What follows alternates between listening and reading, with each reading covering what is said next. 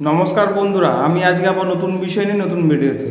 তো বিষয় শুরু করার পূর্বে কিছু কথা জানিয়ে রাখি, যারা আমার সাথে যোগাযোগ করতে চাইছো, নানা বিষয় সম্পর্কে জানতে চাইছো, সমস্যার সমাধান করতে চাইছো, নানা প্রতিকার করাতে চাইছো, তো অবশ্যই কমেন্টের মাধ্যমে যোগাযোগ করবে। নতুন জন্মছক বিচার করানো বলো, তোমার নতুন জন্মকুণ্ডলী বানানো বলো, অবশ্যই জন্মছক পুরনো জন্মছক বিচার করানো বলো, অবশ্যই কমেন্টের মাধ্যমে যোগাযোগ করবে।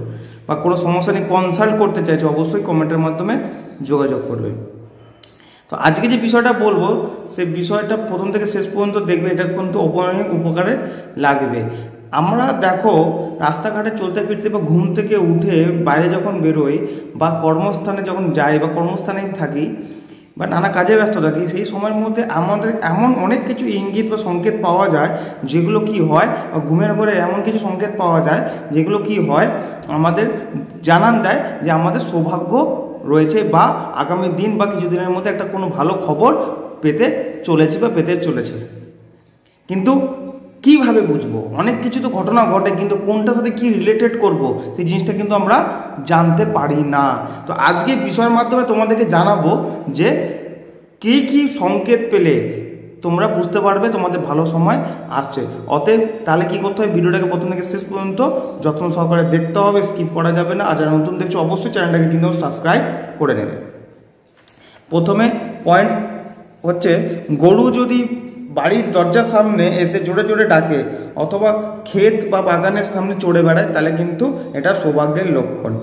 সকালে মন্দির থেকে ঘুম থেকে উঠছো, তখন মন্দির থেকে দেখছো বা কারোর বাড়ির থেকে দেখছো ঘন্টার আওয়াজ, শঙ্খের আওয়াজ, কীর্তনের শব্দ শুনতে পাচ্ছ, এটা কিন্তু সৌভাগ্যের লক্ষণ।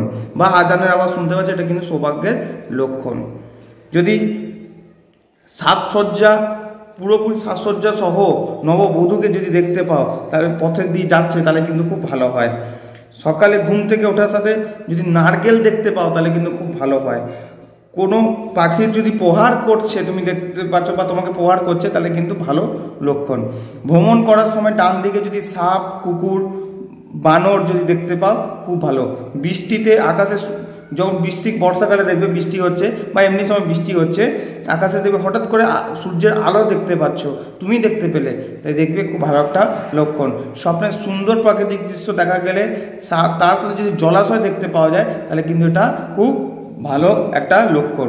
বাড়ির ছাদে বা মাটিতে কোকিল বা পাখির ছানা যদি কিচিরমিচির করে, তাহলে কিন্তু ভালো লক্ষণ। সকালে ঘুম থেকে ওঠার সাথে সাথে যদি দই বা দুধ দেখতে পাও, এটাও কিন্তু সৌভাগ্যের লক্ষণ। রাতে ঘুমানোর সময় স্বপ্নে যদি সাদা বা সোনালি সাপ দেখতে পাও, তাহলে কিন্তু এটা সৌভাগ্যের লক্ষণ। বাদুড় যদি বাড়িতে ঘর করে, তাহলে কিন্তু এটা খুব ভালো লক্ষণ। কচ্ছপের উপস্থিতি, কচ্ছপ যদি দেখতে পাও বাড়িতে আছে বা কেউ নিয়ে এসছে, খুব ভালো উপস্থিতি। খসে পড়া তারা থেকে যেটা চাইবে, সেটা 30 দিনের মধ্যে কিন্তু পূর্ণ হবে। কিন্তু সেই তোমার যে মনস্কামনাটা, সেটা কাউকে জানানো যাবে না। আর একটাই মনস্কামনা তোমাদেরকে করতে হবে, একাধিক মনস্কামনা করলে কিন্তু হবে না।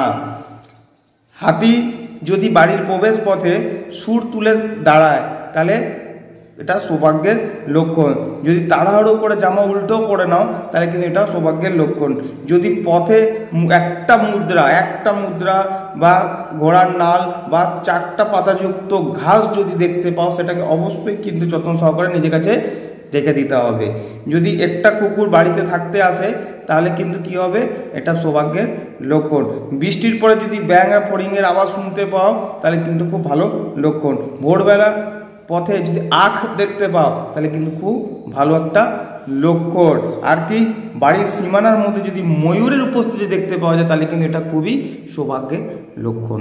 তো এই যে 21টা পয়েন্ট আমি তোমাদেরকে বললাম, এই 21টা পয়েন্ট যদি তোমরা মনে রাখতে পারো, অবশ্যই কিন্তু তোমাদের খুব ভালো লক্ষণ যে আসছে বা সময় শুরু হচ্ছে, সেটা তোমরা বুঝতে পারবে।